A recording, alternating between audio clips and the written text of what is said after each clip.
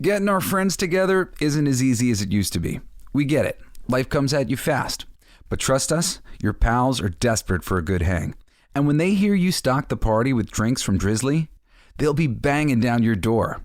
Let Drizzly, the go-to app for drink delivery, take care of the supplies. All you need is an excuse. It doesn't even have to be a good one. It's your dog's birthday. The loquats are finally ripe. Whatever. With Drizzly, you can compare prices on a massive selection of beer, wine, and spirits and get them delivered straight to your door, which means you can entice the crew to leave their houses without ever leaving yours. Whatever the occasion, download the Drizzly app or go to drizzly.com. That's DRIZLY.com. Today. Must be 21 plus. Not available in all locations. Man, I wish they had Drizzly when I used to play D&D and Riffs. Maybe it's time for me to start again. Thanks, Drizzly. The podcast playground. Hooray! Hey, it's my song. Let's sing it. It's gonna be fucking awesome. Come on, it's gonna be fucking awesome. You know the words. It's gonna be fucking awesome. That's it, sing. It's gonna be fucking awesome. Yeah! Yo, yo, yo! Adrian! I don't know, whenever you say yo, yo, yo, you feel like Rocky Balboa. Yo, yo, yo, yo, follow, yo, follow.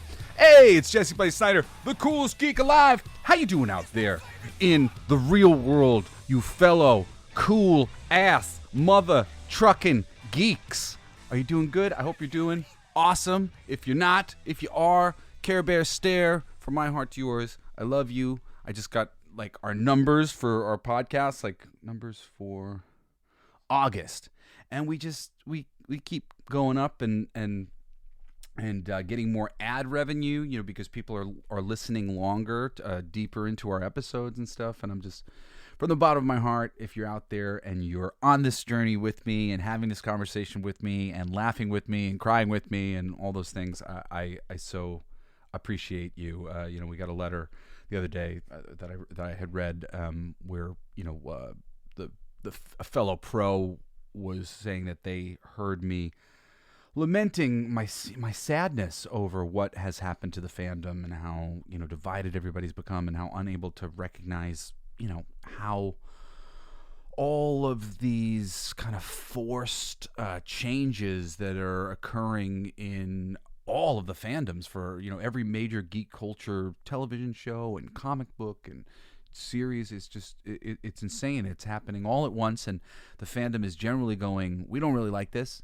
And the mainstream press and celebrities are just setting fans on fire for essentially communicating their, you know, lack of appreciation for the way things are being handled. Things are not organically being changed. You know, it's not like some idea where people are like, hey, things should be more diverse and we should be open to multiracial leads and different sexes, and we should be more open to other sorts of lifestyles than just the traditional straight person. And, you know, there's a spectrum of ways that people, yeah, that's absolutely true, and we should. But what happened instead was this major shift, a major course correct, where it became sort of the necessary sort of one part trendy, one part do the right thing for society thing for everybody to do it exactly the right way and sort of like really feel as though they would get treated better for doing even more virtue and oh, here, how can I do this? How can I have my peers all thinking that I'm the best? You know, the people who lead these charges are empathetic people who are really open-minded and really want what's best for people. But then once the change is made and it becomes the popular idea to go to Nicaragua and help them fix whatever problems they have there, you know, like Nicaragua was going to be overrun with people when all of a sudden it becomes the popular thing. This ultra diversity and ultra inclusivity thing, you know, it became popular, a bandwagon to get on, a way to say I'm not a racist. It's so silly, though, because at the same time, then it's become also a way to call someone else out as a racist. If you can't get on board with this, well, then you must be a racist or a bigot in some fashion. This really isn't true. And on the internet, it's so easy to just misinterpret people's intentions and who's part of the fandom, who's just some asshole who's reaching out to you. Especially now that the fandom has increased into films and television, the fandom of comic readers, we've been demonized in a lot of ways recently. And I sometimes take these things personal because I am a comics reader. I am a fan. So when they talk about these things, and so many of my friends are fans, and I know so many of the people, and I don't know anybody who they're talking about.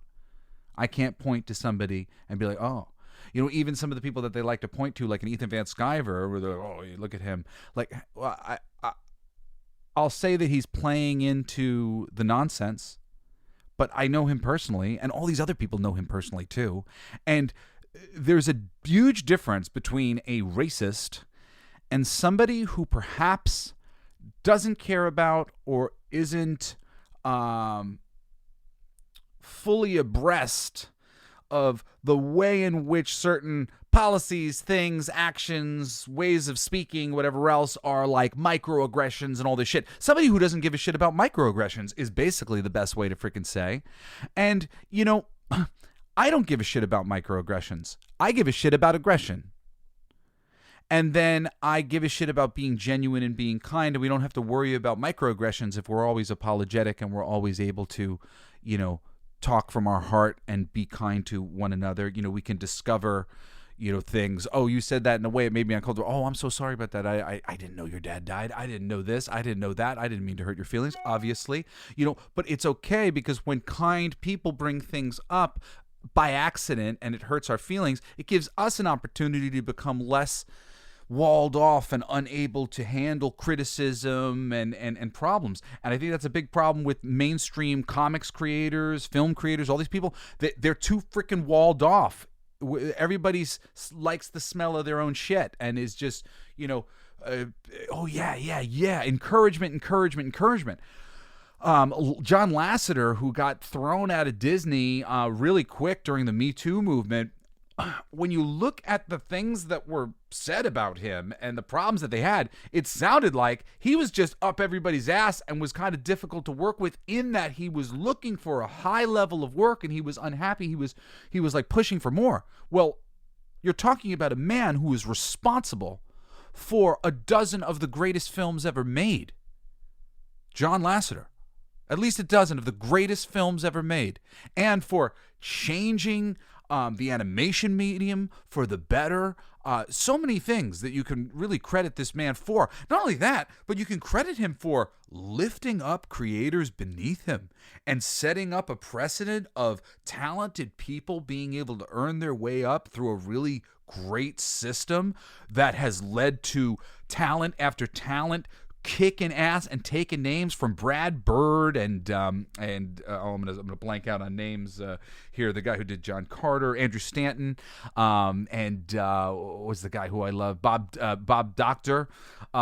Just so many people who have come up through that system, who, maybe it started with a short, or maybe he just knew that they were great and took them from somewhere else, but to have been responsible for the things that he's made. I think this man demonstrates some wisdom in maybe the difficult system and the difficult processes that he's putting his films through and maybe his people through. I guess he's purported to hug a little long and some other things like that. Like, it really seemed like this was an effort to get a man who was doing great work and was put in power of a lot of things, who was maybe ruffled some people's feathers because of the demand that he's putting on things. But that's wonderful. We want this work to be higher quality. And if there was anything not right in his actions, whatever bit of it being brought to light, I feel like that should have been able to be rectified to some degree, even if you freaking have somebody freaking escort this guy around and make sure he's not freaking hugging people too closely or whatever. I mean, it's relatively easy to fix these things. He is a creative masterpiece, when it comes to that. the work that he's done. It's just amazing, masterpiece after masterpiece. You have to credit these people once you become a professional like me and you get in the system and you see how things aren't great because of the people who are overseeing the things. Well, he's the guy overseeing the things, and things are great. That says something. That's how it goes. You want wonderful people who know how to oversee things and help other people to make great things. Brad Bird can't make The Incredibles if John Lasseter sucks. If John Lasseter sucks and isn't a good creative person and doesn't really know to get out of the way to some degree and let Brad Bird do what he's going to do, but also at the same time, obviously, I don't know exactly all the workings there, but it does seem like these people are being put through their paces in many ways, and things are being. It's a little bit of a different, or it was a little bit of a different atmosphere in terms of how they're just creating these computer animated films for so long with Lasseter, but. Whatever the case, this guy knows how to do it. This current Hollywood regime beneath him ran him out of Hollywood, and he's no longer making the things. Well, he didn't run him out of Hollywood. They ran him out of Disney. Apparently, he switched over to a new company. I got to investigate that when I get a chance. But I'm sure he's going to do great work over there. But holy shit. I mean, he was really, like, the work that he did overseeing Disney, like, that time when Lasseter was in control of things, I really had so much hope for Walt Disney, the Walt Disney Company, and what was possible for them with him at the helm.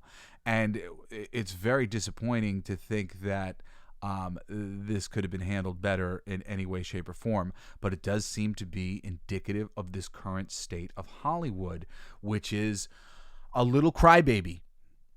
A little crybaby, a little like, oh, we can't handle criticism. And in comics, too, I think, a lot of the people in comic books, some of the most popular people on Twitter, like Brian Michael Bendis, when he started out on Twitter, he was the bee's knees. Everybody loved him. The audience started to turn on him at a certain point, and his experience on the internet changed. People like Warren Ellis and other people, they had blogs, and the blogs would attract sycophants, people who were just super, super into everything that they did. And that's why, some of them have gotten into trouble for, like, having sex with these people. It's so funny. So they're used to being like just having sunshine blown up their butt all the time. When you're a creative person and you go on to this Twitter or whatever, like, it's the Wild West, man. Anybody can shoot anything across your bow. You have to recognize that. You kind of have to, like, shore yourself up to the fact that you might be getting attacked. It's for me. It's more like you got to be like water and flow with it. And like, I always try to turn people around. Like, I won't spend too much time, but if somebody's like a jerk to me, I'll be like, well, I'm really sorry that you feel like that. I come from this place, and that's what I believe. But nothing but love to you. Peace. Like, generally speaking, that's how I interact. I really quickly realized that the small joy it was in, like, going after somebody on the internet who seemingly was like my inferior because, like, I'm the professional and you're just some asshole talking to me and I'm not you don't know what you're talking about, that it just created all sorts of bad vibes in me, and that I always felt better when I could, like, kind of either work it out with people or just leave it in a good place. So now I try to kind of do the same thing. I try to, like, say something that might potentially work it out and go, but I love you just the same. It's all good that we disagree. Peace be with you, man. And like, that's the way, especially when you're a creative person. Like, I try not to get into, like, the minutia of, like, politics. Like I think there are certain things that affect us all, and they're worth speaking about from the heart. And, like, yo, guys, look what's happening. Look at all this pollution. Look at our oceans. Look at all this plastic. We should do something about this. This is a problem. We're killing all the coral reefs with our suntan lotion. Like, maybe we should do something about this. I don't think that that's bad stuff for us to talk about. I think that's important stuff for us to talk about. But when it comes to, like, the detailed thing of something like abortion. It's as somebody in the middle, I have my thoughts or whatever, but my thoughts are very nuanced and probably generally positive to people on the left or right, because it's something reasonable, I think, or whatever. But these things, they can be very hot button for people, because it's become the warring things. I don't think there's any war when you say, oh man, look at these film of all this plastic in the middle of the ocean. We should really do something about that. There are practical things to bring to each other's attention, and then there are other things, and we can usually tell pretty quickly, that become very divisive things. And I just think it's not really worth getting into it with people when we know that that's probably the destination, unless we feel so comfortable with these people and are in conversations about things and being able to talk nuance and being able to learn from each other, and that's a great, under those circumstances, get into it. When I'm on podcasts and stuff like that, with other people or YouTube or whatever, generally speaking, I'm pretty genuine, because I know I have a decent amount of time to explain myself if I have to. But when you're sitting on Twitter and you got just a couple words to deal with, don't make it, screw you, you racist bastard, you just don't like it because you're a cis white male. That's not the best. That's not the best way to spend your 140 characters on Twitter. And like I said, for me, and I just think it's universally good advice. It's just the thing of you go, oh well. Let's say somebody's criticized something you did. You go, oh well, I'm really sorry that you didn't dig it. I hope you'll stick with it. We take it to some really interesting places. But I understand if it's not your cup of tea, and I don't hate you or anything. So I'm sorry that you're upset. Peace, man. Do that. Just do that, because it just leaves a legacy of positive energy for you. Positive energy in the world and in the atmosphere when people go and look at you and your interactions and how you interact with it. Because there are so many more people who have accounts on Twitter just to snoop around. I'm a bit of a snooper.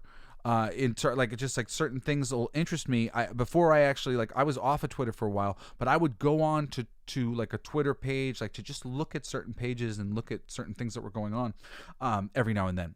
And so what do people find when they find you? Do they find you roaring at people and being a jerk? Do they find you being nasty? What is the way that you are coming off, do you think, as you evaluate your footprint in the social media world? I've constantly kind of evolved who I've been in the social media world, because I couldn't help but kind of look at social media and how it was affecting us as a society and all these things. A lot of the things that's going on, and the reason why this whole shift in the way all this geek culture shit was made, a lot of it was made possible because of social media and a seeming consensus in the media about certain things, and amongst celebrities about certain things. There's a lot of just sort of momentum, I think, that occurred in this cancel culture and so many different things that happened in our culture through all this social media for a while. And, a lot of it is I think, and I'm sorry if you disagree, but I think is wonderful, because something needed to give. But it's when you say careful what you wish for. Well, careful what you wish for of this switch has had all sorts of unforeseen things, things I never thought would happening in the way that they are. I'm just sort of dumbfounded every day. I'm just man, everybody's become the things they hated. That's the biggest thing for me, is I just feel like the oppressed have taken over the earth, and I'm all about the oppressed. I was with the oppressed yesterday. I'm with the oppressed today, except the oppressed have taken over. And now they're oppressing back, really, really aggressively oppressing back. and that's I can't get behind. I want to see a world where the suffering isn't measured; it's brought to an end. And I think there's a lot of like pissing contests going on of like who's suffering more, and like we need to show these people suffering and those people. Like there are so many people suffering that we're ignoring. That like how about communist China? And all the people who were being harmed in that communist system, if you really look into various things that have gone on there, I mean, the least of which the fact that they won't recognize Tibet. It's just like bonkers, really, when you just see the selective outrage and there's so much, there's just always so much more, and you're sitting there and I'm upset. How come you're not upset about that? Because I'm already upset about a whole bunch of other things, and I'm already working on a whole bunch of other things, and I understand that you're upset at this moment because of this thing that's come along at this moment, but I'm actually thinking about all of the other things that I was paying attention to yesterday. And I'm not just upset about, I'm upset about all these systems, and I want to see all this stuff redone. The least of which is the geek culture community, our creative system. There was just such a wonderful system, manufacturing system of great art over time by giving various creators opportunities to play in the sandbox until they find the right things. And when the publishers are listening to the audience, and there's a great symbiosis between publisher and audience, oh man, it's just a renaissance of creativity. It's so wonderful, and it's happened at various times in publishing history at Marvel and DC and within various independent comic books and stuff, and that's why I love the medium so much. But when you stop listening to your audience, you get the kind of problems that Marvel is having right now. And now, I want to talk about a ton of things here, because it's so funny. They have 3 Marvel Disney Plus shows that are finished filming, finished editing, finished everything, and they're just sitting on the shelf. Marvel doesn't know when to release them because they know that they're going to be an embarrassment for the company, and they're just going to get torn apart, and that they're not very good.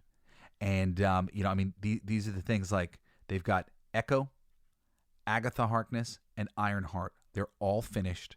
These are the 3 shows that fans like me were most like, what are you doing? Iron Heart hasn't found her legs yet in the comics. She hasn't been around long enough to, have any great stories that mean we should rush her into the books right now, especially because she's the most recent generation of these superheroes alongside Kamala Khan, who again, they're just America Chavez and Kamala Khan are different ages. America Chavez is an older teenager, and Miss Marvel is a younger teenager. These are important delineations when you're talking about dynamics and team-ups and whatever else.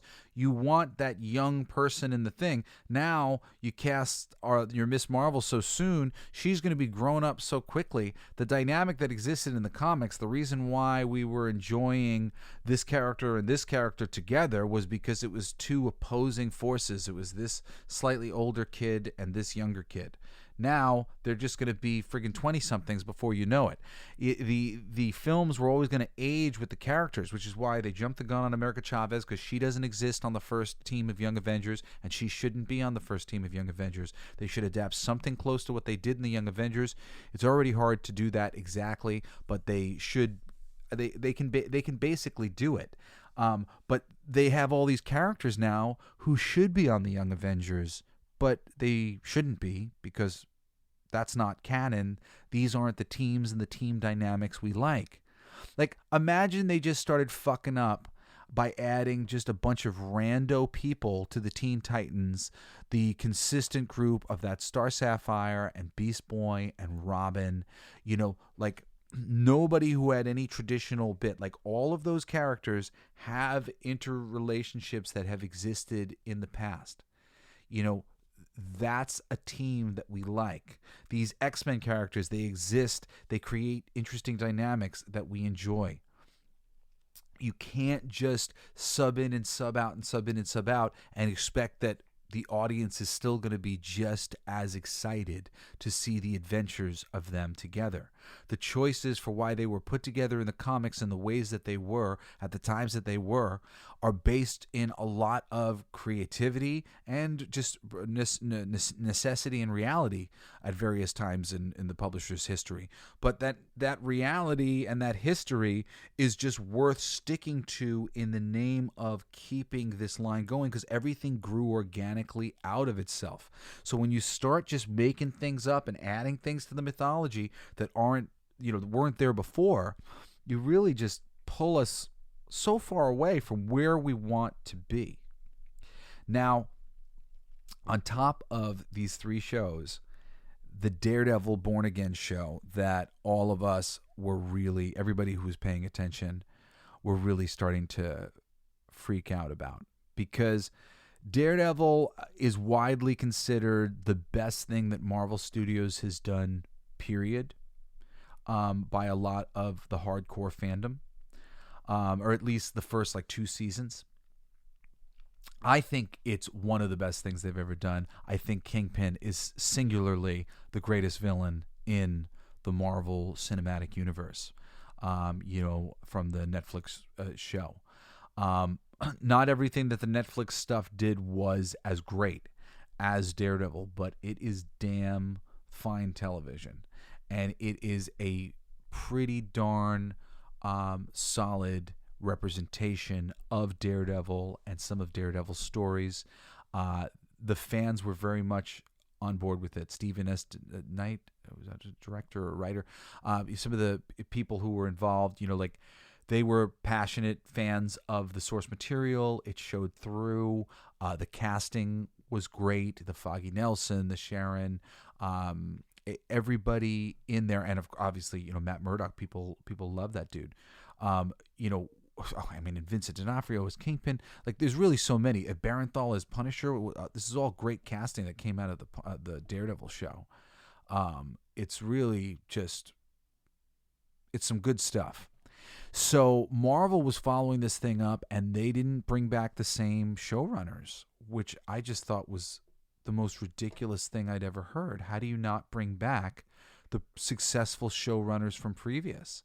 But it just goes to show, why wouldn't you bring those people back? Well, because I don't know them personally, so I don't feel comfortable with them. I don't feel like I'm in a power position, or I don't feel like I'm in a friend position. Whatever it is, it's either weakness or not wanting to deal with having to deal with these new people or give power over to them because, well, people like them creatively, so they're going to think they have power.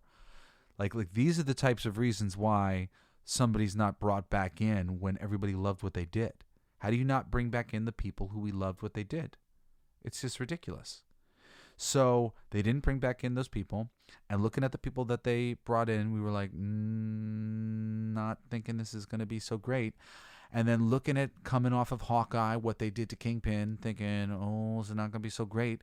And looking what they did to Echo, where they turned her into this masculine military lady, which in the comics, if you've read the comics, she has a real softness, kind of ballerina thing about her.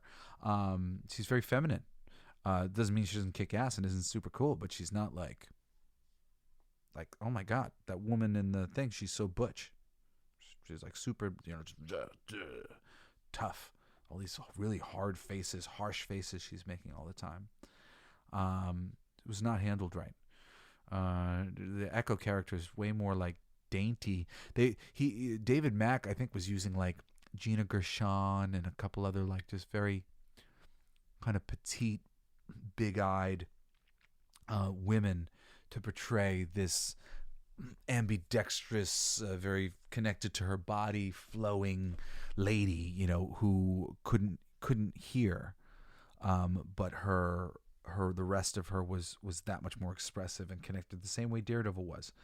The character in the Hawkeye show was really just a letdown, because I love Echo. I think Echo's a great character in the comics, not in the film, and way more feminine in the comics than in the TV show, which even granted, she still kicks ass. She's still plenty masculine in the comics, but she's just a very different character than she was portrayed. And I don't think any Daredevil fans got excited about that or got excited about this Echo show. And then as it got delayed, never a good sign. The underground of Echo is that like it's been cut down and cut all around, and like for some reason they couldn't just tank it. And I mean, really, it's embarrassing all around. And the fans, I mean, like I'm gonna go through a list of all these things because like we called it. We called it, Ironheart's too young of a character. She's a Miss Marvel, character. They have a little history. I mean, I guess since they've forced Miss Marvel out early too, maybe it is worth it to get out these characters who make up the champions. There's like a group of characters that make up the champions. Then there's a group of characters who make up the Young Avengers. They're like a decade apart from each other. And it's nice because there's different times when those are the young buck characters coming up, and then there's other times when these were the young buck characters coming up, and then those characters have gotten a little older, and this creates all these dynamics and these relationships that exist in the books, which they're not going to be able to replicate in the films. So it's just, and the further that they get away from the thing that we love, it's diminishing returns. And that's what I'm here to talk about today. I mean, I made just like a list of all these different things that they made. And they have just made these huge alterations from the source material that each one has eroded how much the fans give a shit about what's going on in their film universe, right? So it says here, Phase 4, after Endgame, all the films. Oh, wait a second. Did I not spill the beans? So the writers for this new show of Daredevil, they've been fired. And it's not like they didn't shoot much of the show. According to a decent amount of things that you can verify, they've shot a decent amount of the show and had to stop production, I think, about midway through. And this is a series that's supposed to have 18 to 24. It was like a longer series of episodes. So you're talking about they shot at least 9 episodes and they're scrapping the whole thing. It says that they're supposed to use a little bit of it, but Kevin Feige decided that the show wasn't working, and they fired the creative people, and they are changing gears. Now, is this going to say that they are going to fix Marvel? Maybe. This is huge. One, that they watched it and went, oh shit, okay, we're screwing this up. I mean, they've got a huge bomb loaded into the chamber right now with this Miss Marvel movie. It is going to tank so big. It's going to be one of the biggest bombs of Marvel's existence. And I think even in the fact that it's become such a thing, like a news story about how low the expectations are, that people in the know who might have even seen it are going to go, nah, I want to contribute to this being the lowest thing, because I want to send a message to Marvel about how you're not listening to the audience. And they're not. They're not listening to the audience. But maybe here with this Daredevil show, and it'll really come down to who do they hire? Who do they bring in? And how much of the stuff and what of the stuff that was made previously was used. A lot of the storyline stuff that I hear is going on in that show of Wilson Fisk becoming mayor, all these things. These are storylines that happened, let's just say they're really putting the cart before the horse as opposed to building off of the greatness that was the Stephen DeKnight show.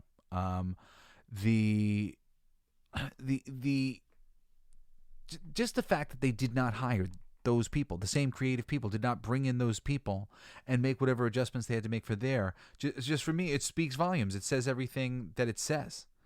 So, I don't know. These people are fired. This is every wrong turn that they made going into this. Let's see if they course correct from here. Marvel, if you're listening, this is it. All right. First and foremost, after Endgame, all the films had to be reflective of the continuity effects of the blip. The blip isn't anything from the comics. The blip doesn't exist as an idea. The 5 years and people being in school and all of a sudden their older brother, their younger brother is their older brother. Like, none of this stuff. This is invented by the films. They didn't have to do this. They could have had everything back to normal in another way. This was a very specific thing that they chose to do, a circumstance, a unique circumstance that comes from this stuff, okay? But it's not from the source material. And it's a thorn in the side of purists because of the many butterfly effects that it causes that begin to change the universe further away from the original source material in a way that doesn't interest anyone. So now that's just an overall. So like every story is being affected by this, and like they've made a big deal about it in a bunch of the films. And people like me who are purists were just sort of like, groan. That's not something from the comics that we were, oh, please, let's take some time on the fact that there was a 5-year, like where they didn't have to do that. Could have snapped his finger and he could have set things back in a way that 5-year thing wasn't a thing. Before he died. Before you die, Tony, can you get rid of this stupid blip thing? That would have been nice. In fact, if they really want to fix the universe, they need to like go back in time to that moment, wake Tony up and be like, dude, quick, get rid of this blip thing. That would be helpful. All right, so that's the first one. But now I'm going to go through all the mistakes and adjustments to the canon. I've talked at length about Captain Marvel, who they didn't do right. They should have adapted the death of Captain Marvel. They should have introduced us to the male, blonde-haired Captain Marvel, the Kree. They should have did the thing, and they should have had him die and had the movie end with her being upgraded to Captain Marvel and have that mean something and have that be cool. That could have been great, but they didn't do that. They cast Annette Bening as... It's so weird to even say that she's Captain Marvel. She's not Captain Marvel's not in the movie. The story of her having a mentor and things like that's not in the movie. They didn't do justice to Captain Marvel's origin. They changed things. They wrote the thing that they wanted to write, and that to me was really the beginning of the end for the Marvel Cinematic Universe and everything that it would become. And a lot of people kind of saw the writing on the wall then. I hoped for the best, but here we go. Spider-Man 2 Far From Home. Well, first of all, it's a bait and switch for Molten Man, Sandman, Hydro Man, and maybe Whirlwind or any number of wind-based villains from the comic books. This ends up being Mysterio, of course, and he's just using illusions. This story in this capacity, in this way, with these elemental beings or whatever else, this has never been told in comic book form. This is an original story to them. The relationship between Quentin Beck and Peter Parker doesn't exist either, even though I do like that. There's the capacity to be additive to the material, but just saying right here, none of this stuff is really being sourced from the comic books in any way, and they're doing the thing as they'd like to do it. They also sort of reference these villains in the press as the Elementals, who were some very obscure villains from the comic books. It's got nothing to do with them. And they're not even Spider-Man villains. So this is just sort of like a whole thing of a lot of the aspects of this story were just sort of weird. And again, the Ned, not traditionally Peter Parker's friend in the high school setting. Zendaya, not really Mary Jane in any way, shape, or form as a character. That character of Mary Jane still hasn't been brought to the big screen. The Mary Jane in Sam Raimi's trilogy behaves like Gwen Stacy, but has the life of Mary Jane. It's very weird. It's one of my biggest complaints about the Sam Raimi Spider-Man movies is like they did a weird amalgam with Mary Jane. And they really got Gwen Stacy right in the Andrew Garfield movies, which is why I liked them so much, because I liked Andrew Garfield and that actress together. I thought they were great. So kicking us off with Spider-Man. Spider-Man is basically in his own world in the Marvel movies. He's not exactly reflective of the comic book very closely. Black Widow, nothing from the comics. They didn't use anything from the comics. All those relationships and things. I mean, like very, very, very loose things. Like, that's not like I didn't watch that movie and once go, oh yeah, I remember that. Like it's not that kind of movie. Not that kind of movie. They did what they wanted to do. Shang-Chi and the Ten Rings. I mean, the Ten Rings, right there, right off the bat, the Ten Rings, the rings of the Mandarin. He has these rings that are like high technology of some kind, and or the magic or whatever, and they imbue him with all these different powers. Each ring gives him a different power. Super cool. Just simple concept, but I mean, like, stuff like that can be really fun when handled correctly. And he's literally like shooting rings at people. That's not something Shang-Chi does. So like next time he shows up, is he going to be like an Avengers level hero shooting rings at people? This is a character who is Bruce Lee. He was meant to be Bruce Lee. He was modeled after Bruce Lee. I wanted to see some great street level action with him, and he's shooting rings off of his wrists and like hanging out with dragons and stuff. Like, I mean, I think there's occasionally been some coverage of some of that high fantasy territory here or there with Shang-Chi, but generally speaking, it's way more rooted in like master of Kung Fu. That's the main point of it. So I mean, Shang-Chi and the Master of Ceremony, I mean, it's like that thing is not from the comics. Eternals, next film on the list. Like it does adapt some of the story on some levels, but there's some major changes, and the visuals were essentially thrown out the window completely. And I mean, that's the one thing that you should have kept.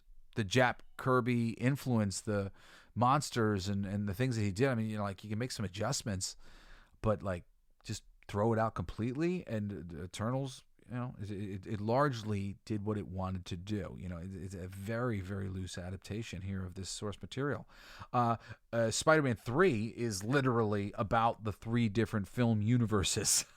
So, it's obviously not a story you could do. Even you couldn't do that story in the comics anyway. That's obviously why it hasn't been done there. But it doesn't have anything to do with comics. Doctor Strange and America Chavez in Doctor Strange and the Multiverse of Magic. America Chavez and they have no history together. They're not associated with one another in any way, shape, or form. And depicted in that film is the Illuminati and their introduction here, and it's sacrilegious. This alternate multiverse of the Illuminati, that's not a known version of the team. It's not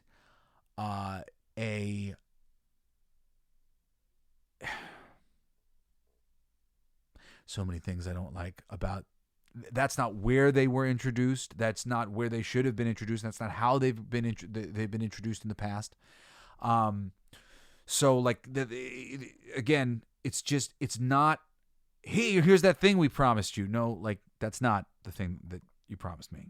When I read those comics and I saw the Illuminati and I got excited about this thing, it didn't go down like this. This wouldn't have gotten me excited for more.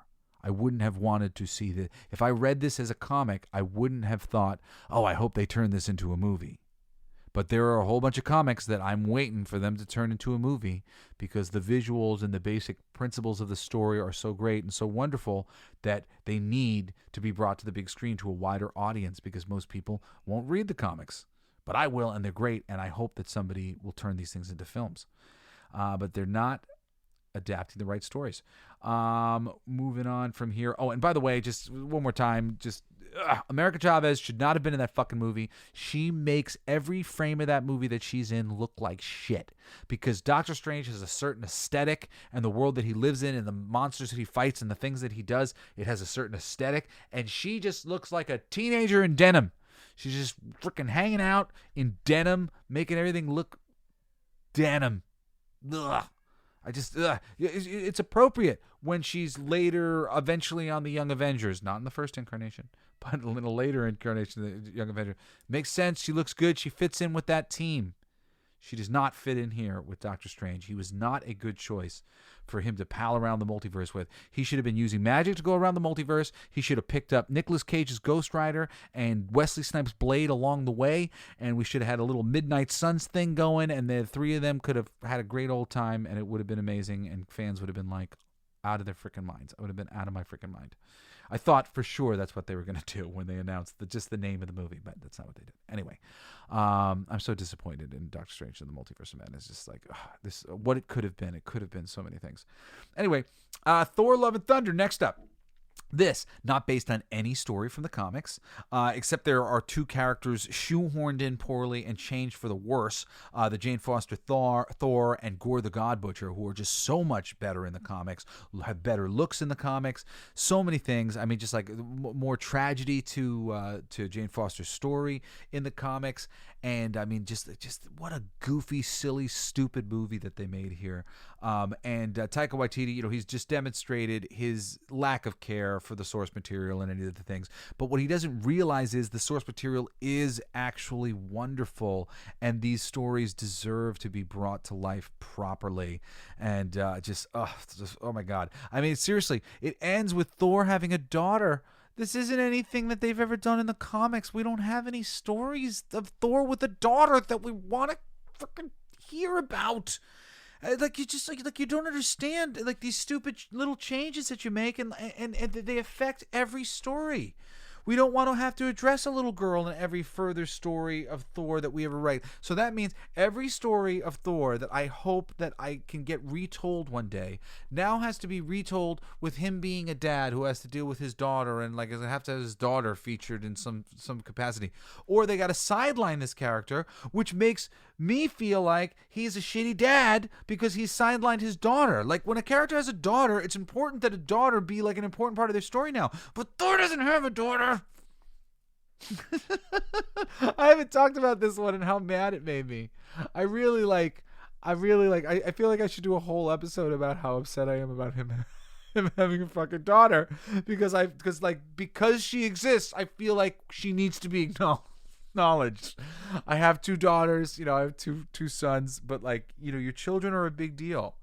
You introduce children, it's not willy-nilly. Like that was a bad choice that you made for your stupid movie that is neither here nor there, that ruins Jane Foster's story as Thor, that ruins the story of Gore the God Butcher, which are both great and tragic stories.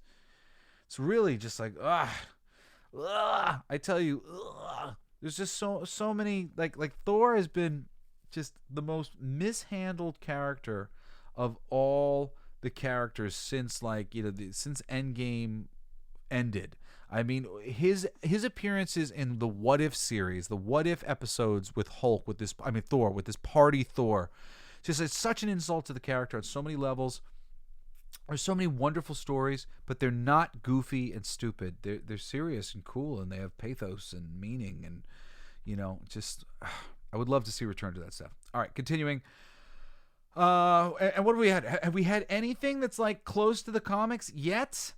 I mean, like we just have the introduction of a couple basic concepts, but they're just throwing everything out the window here. We got Wakanda Forever, not from the comics. There's a moment when Shuri takes the mantle, and Ironheart is a character, but Namor is all wrong. Namor is a foundational character for the Marvel Universe. To not get Namor correct is criminal. He is involved in so many storylines, with so many characters. You essentially fucking his appearance up here will fuck up so many other stories that you might want to tell with his character, because he's no longer the character that we love that added value to those stories. This guy does not add value to those stories.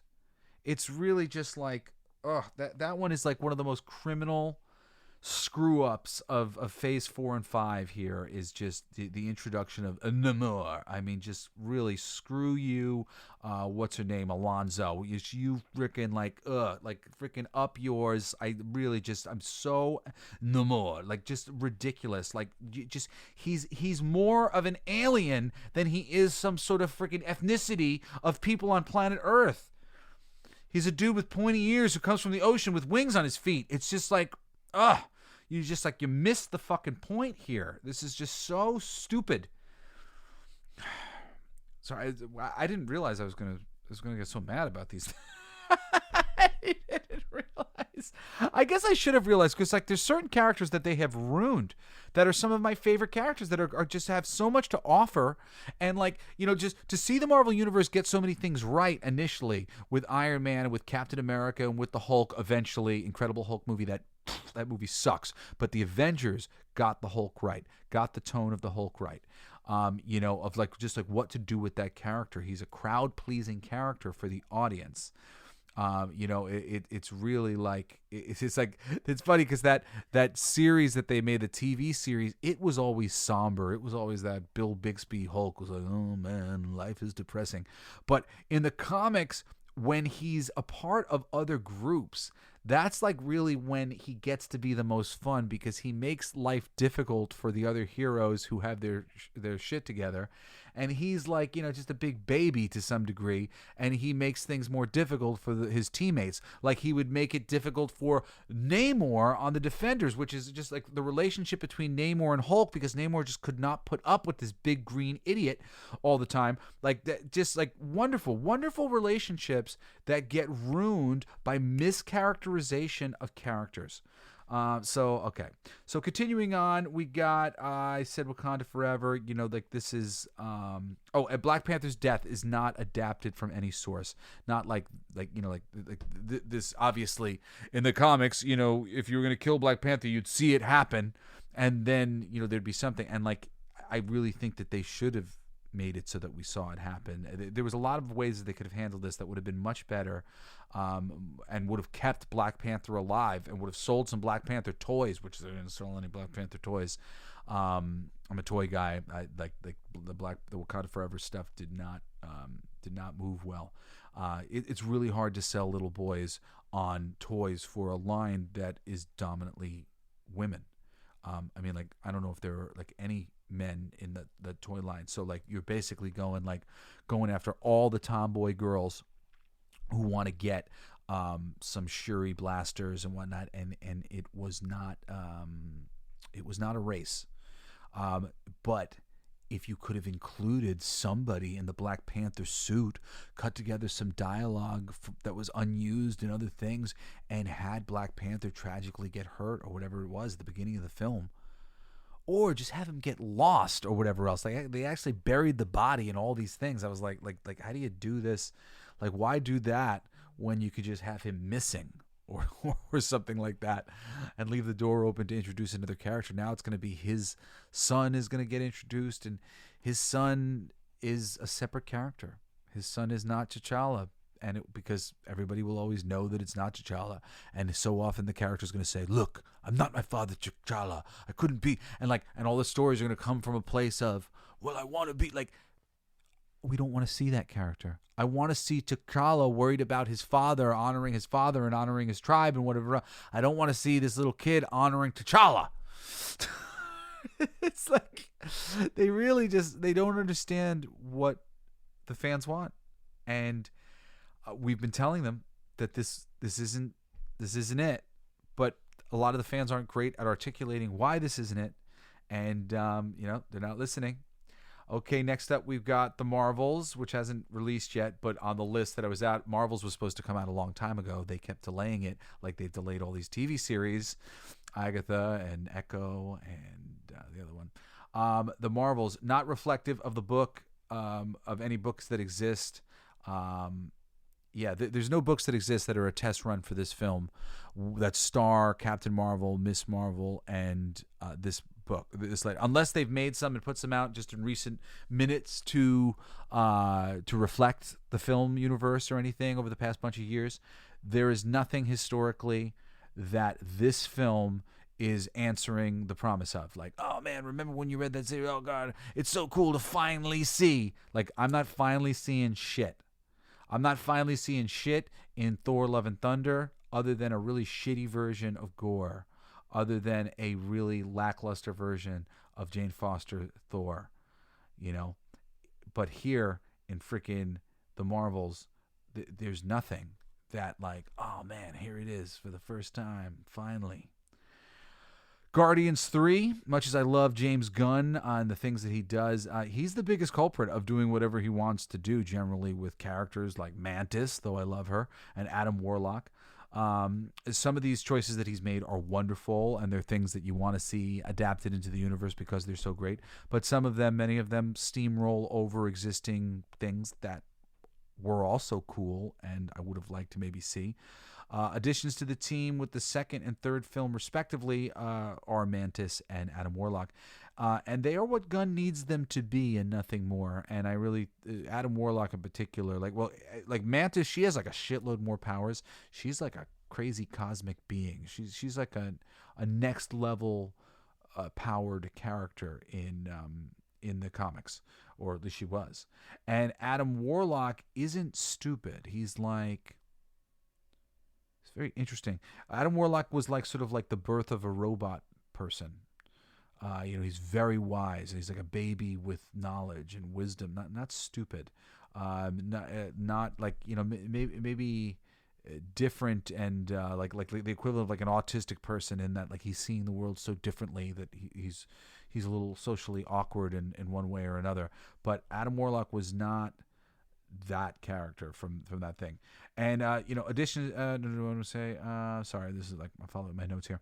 The High Evolutionary and Rocket Raccoon are also given this treatment by Gunn. He creates all this connection to them which don't exist in the comics. They both have distinct origins from each other, even though they do occasionally cross over in the comics during major cosmic storylines. I was always a fan of both these characters prior to them being adjusted and wrapped into each other's origins. I didn't need them to change the origin for me to be a fan of the characters. I am fine with the new origins. I like Guardians of the Galaxy 3, okay, but just this is a continuing, subtle and small erosion of all the foundations that make up the tapestry of the Marvel Universe. I'm going to wrap up the film list in a second. We're going to go into the TV things, and maybe I'm running a little late, but I'm going to finish this because I think it's just like important to see how little adherence there has been to the source material, the shit that we are here to see. The foundational audience, we have been waiting for these stories to be turned into films, and they're not satisfying us. Quantumania, they ruined MODOK. I've talked about it at length. It's fucking hysterical. If you love MODOK and you want to hear me rant about how badly they fucked up MODOK and Quantumania, one of the early episodes of the show, the Quantumania episode is MODOK and Quantumania. And Ant-Man, not known for facing Kang in his personal adventures. It never happened. When Kang shows up, it's the entire Avengers who fight him. So this is just odd. All right, moving on to the TV stuff. You got WandaVision, obviously not based on any classic comic books. It's based on around TV sitcoms. Everything here is their way right away. You got Falcon and the Winter Soldier, which is the one show that contains enough pieces of ideas from the comics as to be argued a solid tribute to the comics, except it runs through all these great ideas like $12 million hookers in just a handful of episodes, and quite wastefully. U.S. Agent would have been a great storyline with Steve Rogers around. Falcon becoming Cap would have been a great storyline in the future, after we had time to really get to know him as Falcon and got to really see Steve Rogers in all of his most classic storylines. And then, and in the comics, Steve comes back and he's the Falcon for a minute, and it would have been great. It was earned. That was cool because they during this Marvel Now period, they upgraded all sorts of characters across the board, introduced all sorts of new characters, and had them swap mantles, and all the white guys got shuffled out of the room, kind of thing, and that was all well and good in the case of Falcon, because the audience was like, well, dude's been around for a really long time, and I like him as a character, and Falcon's a solid choice. I think we were more open to this than we were the other ones. At the same time, we'd rather see Steve Rogers and him, it's a little bit like, yo, dude, your best friend took your girl. Your best friend took your spot. We love them as best friends. So we like the dynamic that was already created. So changing up this dynamic isn't the most satisfying thing. So it didn't go over amazing in the comics. It went over, though, better, I think, than all this other shit. But I do not believe that it was ever Falcon and the Winter Soldier connected together, and not as far as I remember. I don't remember reading any comics like that where they were like buddies. They've been trying to make them like a buddy group. Falcon and the Winter. There was no Falcon and the Winter Soldier comic to begin with. So this isn't anything from the comics either. Anyway, the Flag Smashers also would have been a great storyline with Captain America, better bad guy costumes, reflective of the comic book characters, and the removal of all the subtle modern day politics. And, maybe that could have been good. It would have been great, the addition of Isaiah Bradley, but like that's a much bigger storyline. That would have been amazing to fucking focus on that and adapt that more properly. You could have called it Falcon and the Winter Soldier and had that be like, tie them into that storyline in some way. I don't know. But that would have been better and would have been closer to adapting some of the storylines that exist within the comic books and are so wonderful. Loki. The character is an evil Norse god. He's not a time traveler. This is just nothing from the comic books in any way, shape, or form.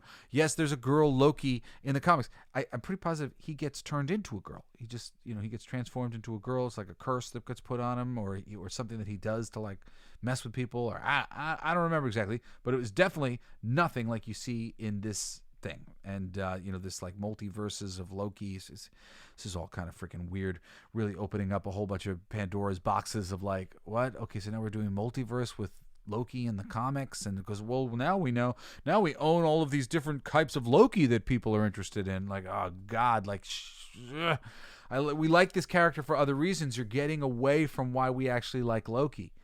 What If is what it is, but all of the what ifs are from the film continuity. So clearly, we're not continuing anything from the comics. This is just from the films. We got a few more left here. We got Miss Marvel. Skip. I don't know. This may be an exception, but they changed her powers from the comics for one, which I like because I didn't really like her powers in the comics. But I did read a little bit of it back in the day, but it was not particularly memorable for me. So I don't know how accurate it was to the thing. Just they introduced Kamala, and she's a fan of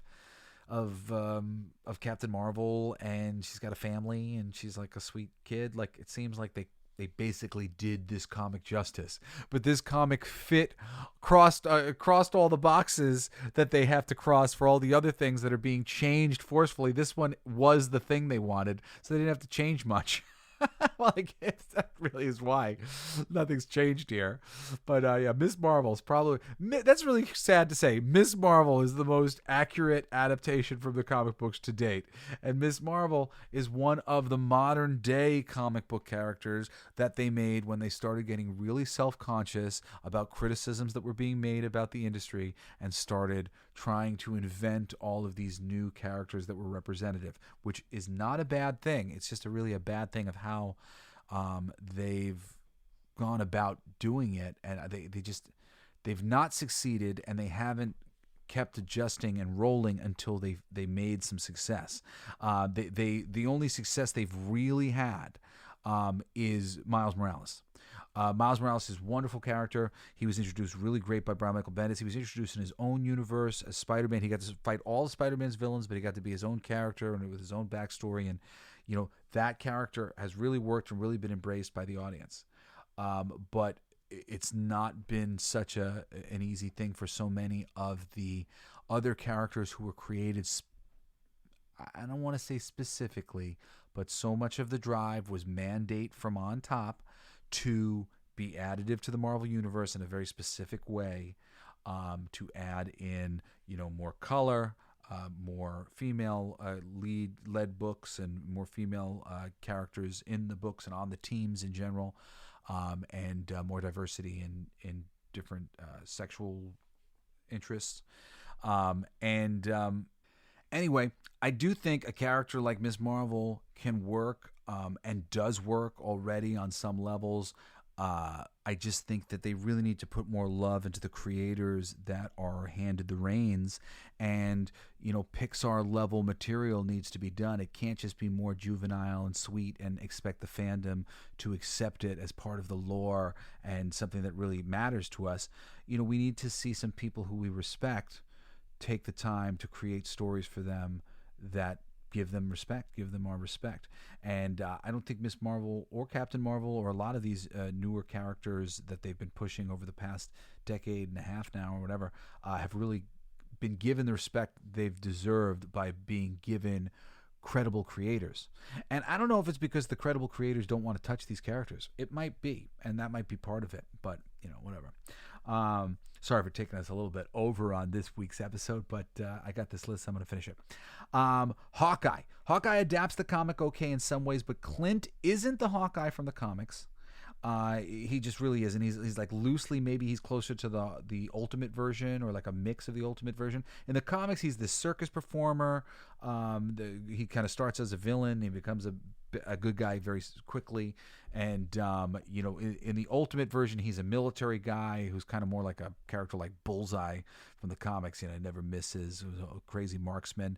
And this version is something similar. He's got a family, so that makes him different. So all these stories, as written in the comics, had to be adjusted. There's a lot of things that get adapted here and are done a certain amount of justice, but it's not really adapting the comics directly. But there is some thematic stuff that come out here. I mean, it's really actually why I like Hawkeye as much as I do. I mean, this is probably the one that's like close, like they really tried to like bring it as close into the comics as possible. I think mainly because they knew that people cared about Clint the least because he had the least ties to the comics. He was the loosest, weirdest kind of adaptation of any of the characters from the original Avengers was Hawkeye. Everybody else was pretty on the money in their execution. Hawkeye was significantly different, close to the Ultimate version, I guess, or close enough. So anyway, it's like they did their best that they could here, but the foundations of Hawkeye from the film universe is just really different. She-Hulk is literally a different character. If I talk about it in any length, I'll get super heated and mad. Jennifer Walters of the comic books is optimistic and grateful and cool, saved by her her cousin, and given a new lease on life and given a new life as a glamorous, beautiful, super heroic person who also happened to always have been a really smart, sweet, kind lawyer. Like that character is one of my favorite characters. They could have had an evergreen sitcom starring She-Hulk and a rotating cast of hilarity could have ensued. If they would have let me show run that thing, this She-Hulk show would go on forever. It would be one of the most successful things Marvel ever did. She-Hulk should be the face of the brand.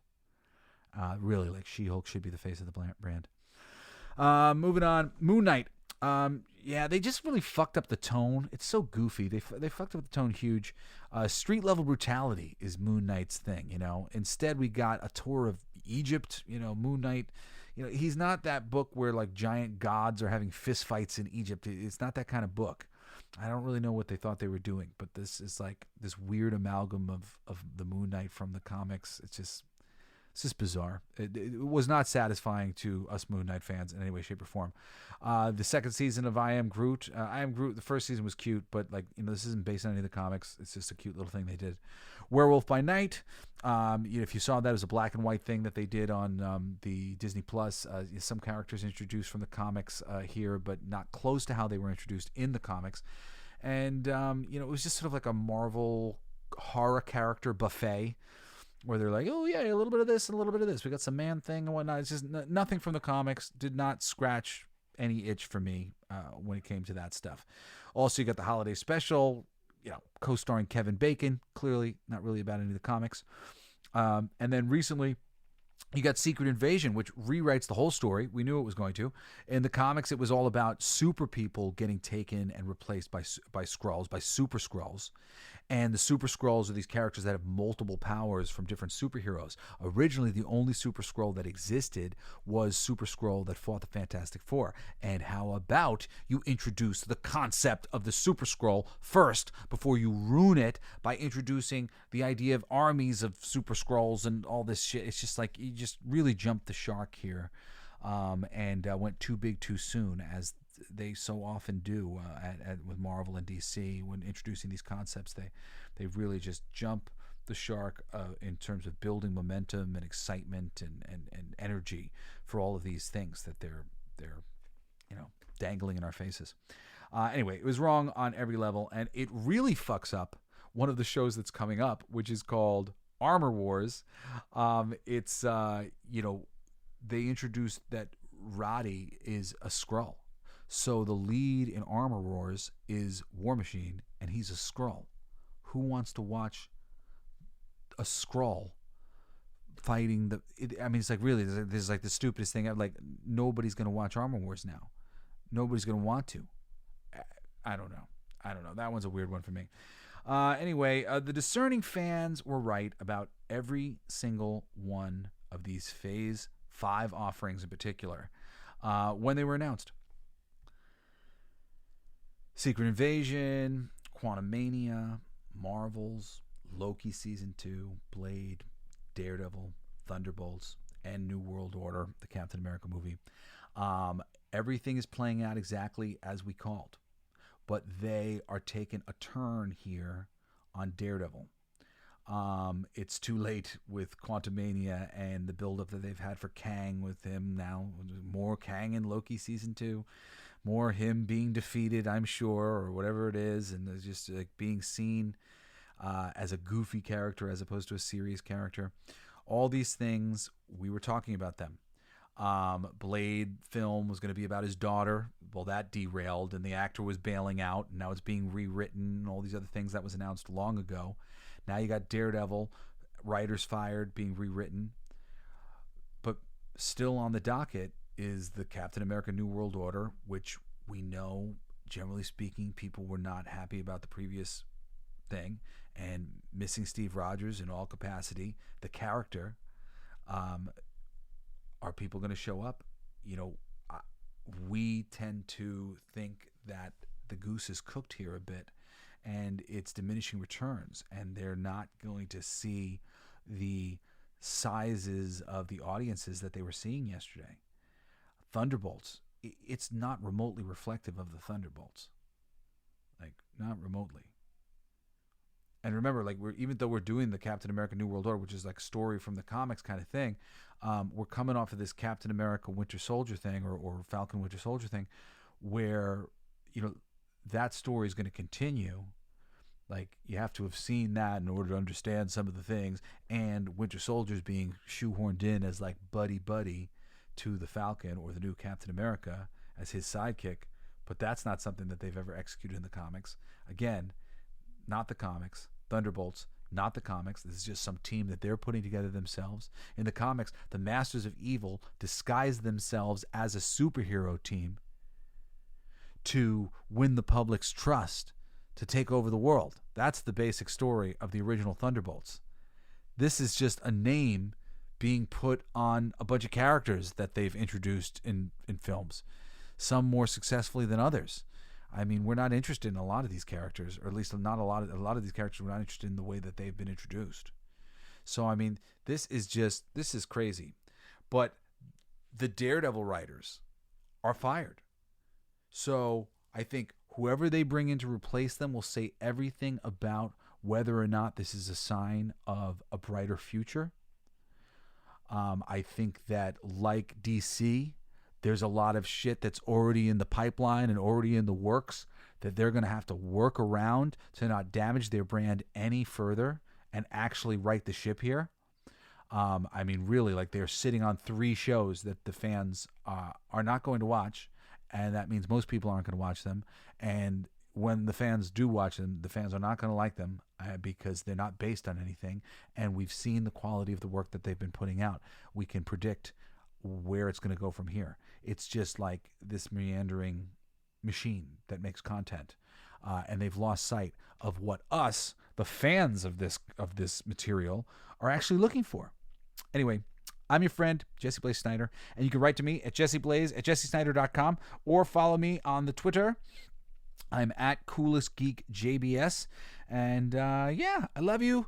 Join me next Saturday and every Saturday. I'm trying to maybe do a Spider-Man comics recommendation episode next Saturday, if I can get my buddy Aaron Sparrow to help me out with a list, because he's read a lot more Spider-Man than I've read. So I want to get like all of his recommendations, because I've just kind of jumped into Spider-Man at various times because I'm a fan.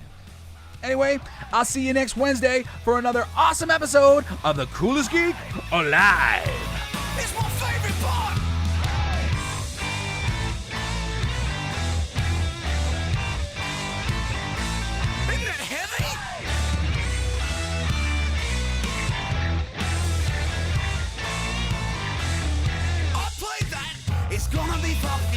awesome. Coolest alive.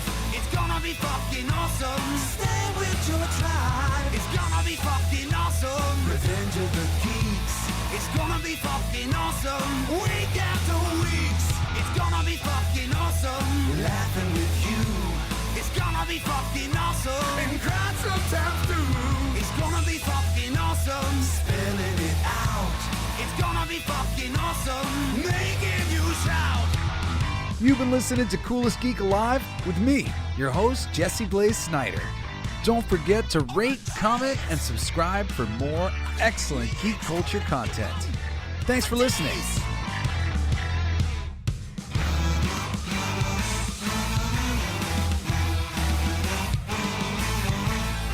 You like that? It's a kazoo solo.